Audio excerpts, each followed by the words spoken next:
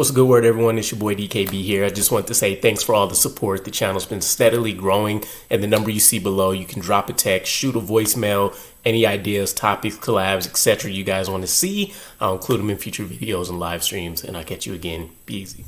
What's a good word, Jets fans? It's your boy DKB here, and according to Adam Schefter, we're finally getting some movement in our general manager search, which is perfect. And I know it's been up in the air if we hire a head coach before we hire a general manager, but I think when you talk about pressing reset, when you think about the negative imagery and reports and rumors that have been out there all off season and really all regular season as well for the New York Jets, you want to potentially do everything as, by the book as possible when it comes to hopefully successfully pressing reset here, right? So according to Adam Schefter, by the end of this week, we would expect to start seeing a list of candidates, or at least the announcement that the second phase, if you will, which will be secondary interviews for whoever moves on for the New York Jets by the end of the week. And keep in mind, at this point, we've interviewed 15 general managers while trying to figure out, what direction we're going in, what kind of focus do we want, what is the new vision and potentially motto for the New York Jets, right? So just let that sink in for a bit, right? About half of the league has been within our facility, or we've been doing virtual interviews for these guys to kind of figure out who seems best suited for New York. And it's not without competition either. While we started off as the only one, slowly but surely the Titans got into the race. They're actually further ahead of us because they already have secondary interviews scheduled, and we'll talk about that in a second here. And then you also have the Raiders who jumped in, within the last week or so. So I'm very excited to at least figure out what's going to happen. Now, the interesting piece here is I made a video a couple days back about if the New York Jets would look to select the best candidates at head coach and general manager, and maybe just, not to say it's a forced pairing, but maybe just take the best of both, hopefully see if there's a mutual overlap, a mutual interest that they can work with there, and see if that works. Or if we would opt to go with the pairing in the interest of just recent rumors that we have, there's the most likely GMs, right? Well, I wanted to chat about those real quick because there's at least a duo, in some cases a trio, that we could walk away with here, which maybe just streamlines the rest of this process, right? Assuming that everybody's kind of comfortable with each other and et cetera, et cetera. But I would expect 4 names to potentially be at the forefront, and there's one actual surprise name that's in here I want to chat about as well. But we have the Chiefs' Borgonzi, and obviously we would look to pair him with Matt Nagy. Borgonzi's an interesting prospect because I think for the most part he's arguably at the top of most people's list for GM. Just considering the longevity of his career with the Chiefs, the amount of Super Bowls they've been able to build, the elite playoff rosters they've built, and his ability and expertise in every aspect of business when it comes to being a general manager. So not only does he come over and can handle everything right away, there's not a learning curve, etc.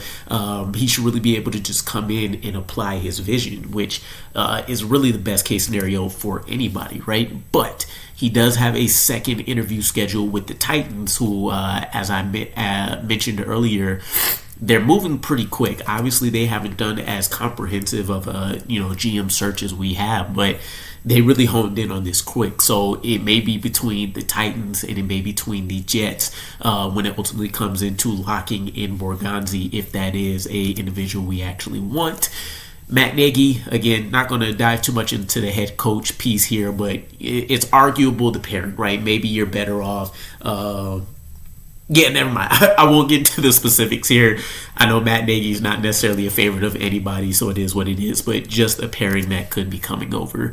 Then you have an interesting pairing here, right? For the most part, I think a lot of us expected Ray Agnew to get looks, and I'm not sure why, because I haven't seen his name actually mentioned with the Titans or the Raiders, not that I looked heavily, but everybody thought his name would creep up, and yet it is Chris Spielman, I forget the official title, but executive that reports directly to the CEO or president, and he would be paired up with Aaron Glenn here. So in this situation, I think this is what really gets people excited right now. These two individually may not be the most qualified or best candidates, but they are one of the most sought after candidates, and I would say one of the most qualified.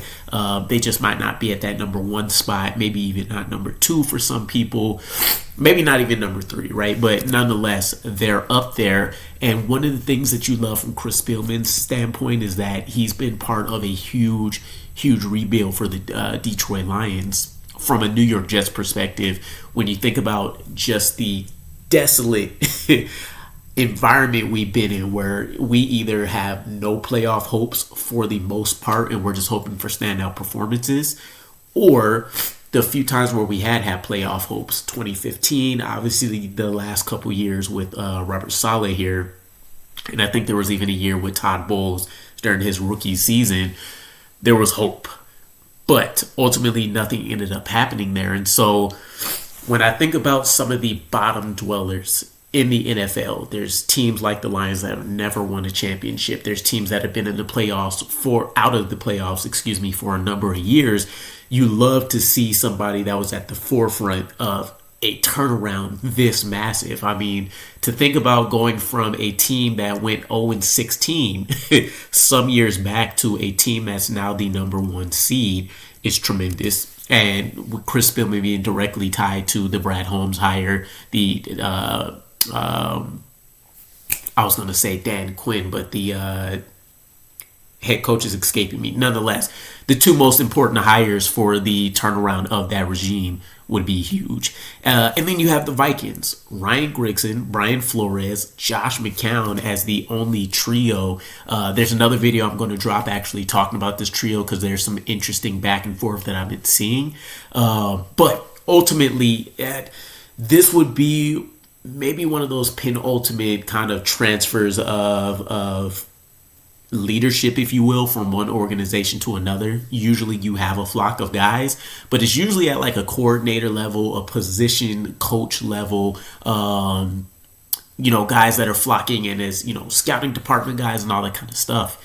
This would be huge. You're still in a GM, you're still in a head coach, you're still in a position coach in Josh McCown, but a guy that would come on assuming to be as the offensive coordinator, and having that quarterback coach expertise in his pocket is huge, especially for a Jets team that's expecting to get back into the market for picking up another young rookie, a quarterback of the future, hopefully. So this could be one of those groupings that, regardless of the individual, resumes, if you will, of each of these guys, this is an instance where the sum of the whole may be better than the individual parts that make it up, right?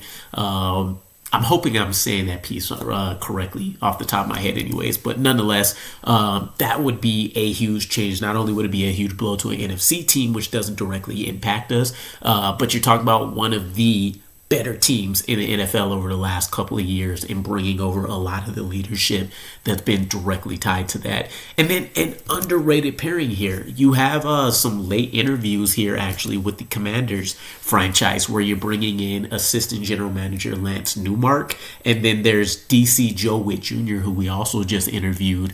And what I would say about this quickly as I kind of wrap some things up here is, it's just intriguing. I know there are some other names from the Commanders department that were thrown out there as potential candidates for our general manager position. But the GM here in this case, the assistant GM Newmark, he has ties not only to the Lions, he also has ties to the Commanders in the turnaround that we're seeing here, right? So it's interesting because there's a little bit of a parallel with not Chris Spielman, but Ryan Grigson here, if you will, where a lot of people are going to credit him for drafting Andrew Luck. But realistically, I could put three blind mice out there in the front office and they would have done the same thing. So you have to give him credit for making the move, but it's not anything that separates him. It's not like finding a Russell Wilson in a third or fourth round of the draft, wherever he was, or something crazy like that. In Lance Newmark's case, he ends up being part of the decision-making group that picks up Jaden Daniels, right? And as of this point, he may have one of the craziest rookie years, not even from a statistical standpoint. I know I've seen something along the lines of he owns all 3 games of quarterbacking a team with 0 punts, 0 turnovers, and I think winning those games or something along those lines. And then, of course, he won his first away game as a rookie. So absolutely insane insane run that he's been on here. Joe Witt Jr. is interesting because you don't look at the Commanders' defense as really being a top-tier unit, but they are woefully improved. They are largely improved from what you've seen from them before, and they don't even have a lot of the pieces installed there to really run that scheme as effectively as it could be. So you would imagine more talented pieces with the Jets. There would be something there, but these are guys that, at least from Joe Witt's standpoint, you're talking about him jumping up a couple of leagues. I would imagine this is a conversation colloquially here, kind of thinking about like the college level, right? When you see a guy that's been balling out in, the I guess Big Ten isn't the same Big Ten as you always known, right? But generally, anybody that wasn't an SEC guy, there was question marks about a competition standpoint, right? So I kind of get those same vibes from Joe Witt here, but an interesting duo nonetheless, just because of the recency bias, the immense success that they're seeing. And if somehow they continue to go on a deep run here, I would imagine a lot more of these names become even more intriguing. But let me know what you guys ultimately think. I'll catch you guys again. Peace.